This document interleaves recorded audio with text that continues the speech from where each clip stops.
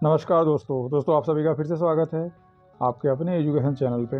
दोस्तों आज हम सब इस वीडियो में देखेंगे जो अग्निपथ स्कीम है, जो भारत सरकार की एक स्कीम है जिसके तहत तीनों सेनाओं में भर्ती की जानी है भारतीय जवानों की। तो उसी के तहत जो पूरे देश में जो प्रोटेस्ट चल रहे हैं, जो ऐसे छात्र जो आर्मी की तैयारी करते हैं, एयरफोर्स और नेवी की तैयारी करते हैं, वो कई दिनों से मांग कर रहे हैं कि ये अग्निपथ स्कीम वापस ली जाए। तो उसी के सिलसिले में देश भर में जो आगजनी हो रही है, जो इस तरह की घटनाएं हो रही हैं, वो भी काफ़ी निंदनीय है, ऐसा नहीं होना चाहिए। तो उसी सिलसिले में इस अग्निपथ स्कीम में कुछ संशोधन किया गया है, जो कल शाम को तीनों सेनाओं के जो प्रमुख थे, एचआर प्रमुख थे, उनके द्वारा एक ज्वाइंट जो है प्रेस वार्ता की गई है, प्रेस कॉन्फ्रेंस की गई है। तो उसी में कुछ बातें निकल के आई है सामने। आइए उस प्रेस कॉन्फ्रेंस का एक मूल बिंदु में हम सब सुनते हैं, उसके बाद आगे इस वीडियो में हम सब बात करेंगे। सब डिटेल्स करने में समय चाहिए, ये इसके लिए ओवरनाइट सोल्यूशन नहीं है। Coming to roll back of the scheme, no. And why should it be rolled back? It is the only progressive step to make the country young. Why is it being made young? You know, we are tinkering with देश की रक्षा। There is no space. एक ही सिर्फ है देश की रक्षा करने के लिए, और देश की रक्षा करने के लिए मैं आपको एग्जांपल देता हूं। पता है कितनी कैजुअलिटीज आती हैं just for health purposes from high altitude areas? आप पढ़िएगा, ओके, तो तब आपको पता चलेगा यंग क्यों जरूरी है, ओके, एंड क्या जरूरत। दोस्तों, जैसा आपने वीडियो में सुना, जो भारतीय थल सेना के अध्यक्ष lieutenant general Anil Puri sir ने जो है बड़े दो टूक शब्दों में कह दिया कि ये स्कीम वापस नहीं ली जाएगी, क्योंकि उनका मूल पर्पज़ है, इनका सबसे मूल पर्पज़ है देश की रक्षा करना। वो उसके साथ कोई समझौता नहीं करेंगे और इस स्कीम को वापस नहीं ली जाएगी। और उन्होंने उसके आगे बहुत सारी बातें की हैं। आइए इस वीडियो में हम सब देखते हैं क्या क्या मेजर पॉइंट निकल के सामने आया है अग्निवीरों के लिए। दोस्तों, आप इसको जो है किसी भी साइट पे जाके पढ़ सकते हैं, बट हम सब सीधे नीचे आएंगे और आपको जो कुछ मेजर पॉइंट्स दिखाएंगे। तो उन्होंने एक बात और भी कही है कि इस तरह के जो भी गतिविधि में जो आगजनी कर रहे हैं, जो भी तोड़फोड़ कर रहे हैं, सरकारी संपत्ति को नुकसान कर रहा है, यदि अगर उनके खिलाफ एफआईआर दर्ज हुआ है, अगर उनके खिलाफ किसी भी लड़के के खिलाफ अगर एफआईआर दर्ज हो गया है, तो ऐसे लोगों को अग्निपथ स्कीम में शामिल नहीं किया जाएगा। वो भर्ती नहीं हो सकते हैं किसी भी सेना में, थल सेना, जल सेना, इवन वायुसेना, किसी भी सेना में वो जो है भर्ती नहीं हो सकते हैं।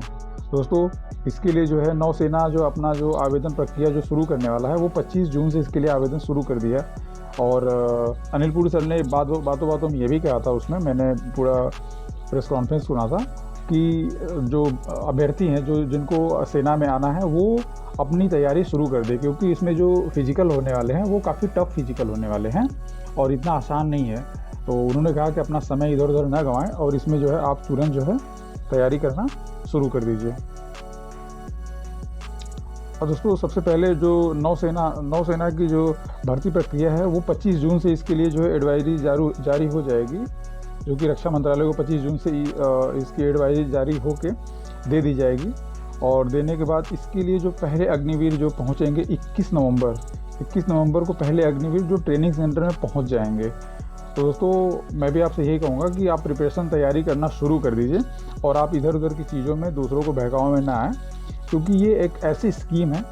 और क्योंकि जैसे ही मैंने एक छोटा सा एग्जांपल थ्रू आप समझते हैं आप, जैसे 1 लाख सैनिकों की 1 साल में भर्ती हो गई और वो 4 साल की जब ट्रेनिंग करेंगे, 4 साल का उनको सारी चीज़ें उनको ट्रेंड किया जाएगा।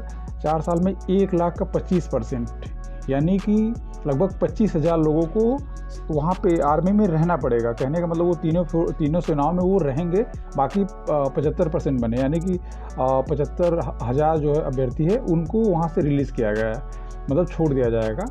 तो वो 75,000 वालों के लिए बहुत सारे प्रावधान किए गए हैं। और तो आप ऐसा अपने आप को क्यों सोचते हैं कि आप 75,000 में आ जाएंगे, आप छंट जाएंगे? आप ऐसा सोचिए कि हम 25,000 में आएंगे, जो आप 4 साल की ट्रेनिंग करने के बाद आप इतना अपने आप को उसमें पारंगत कर लेंगे, इतना अपने आप को अभ्यस्त कर लेंगे सारी स्किल के थ्रू, तो आपको जो है उसमें सेना में रहने का मौका मिलेगा। और इसलिए इसका मूल पर्पज़ है, क्योंकि सेना इससे हमेशा हर साल अगर 25-25 हज़ार हर साल नए जवान आते रहेंगे, तो सेना हमेशा जवान रहेगी।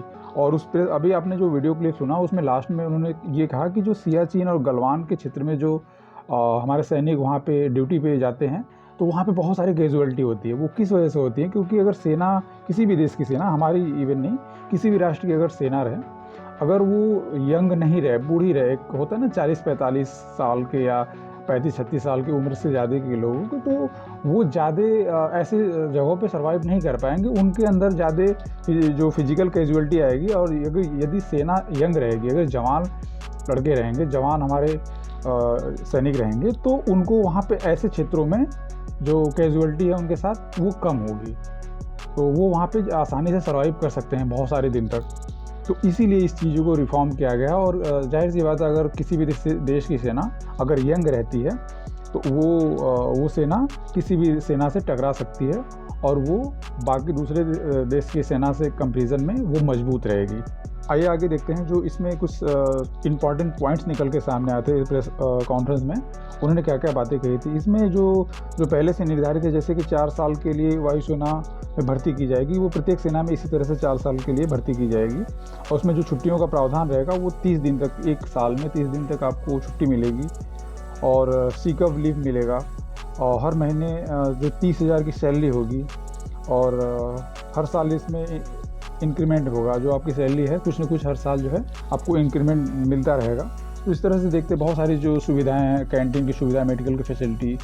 और 4 साल बाद अग्निवीर को लगभग जो वहाँ से 75,000 वापस आएंगे, तो उनको लगभग 10 लाख रुपए के तहत सेवा निधि के रूप में एक पैकेज दिया जाएगा। वो आपका रिटायरमेंट का एक पैकेज होगा, उससे आप बहुत सारा स्टार्टअप कर सकते हैं। आपकी जब उस समय एज 25 साल होगी।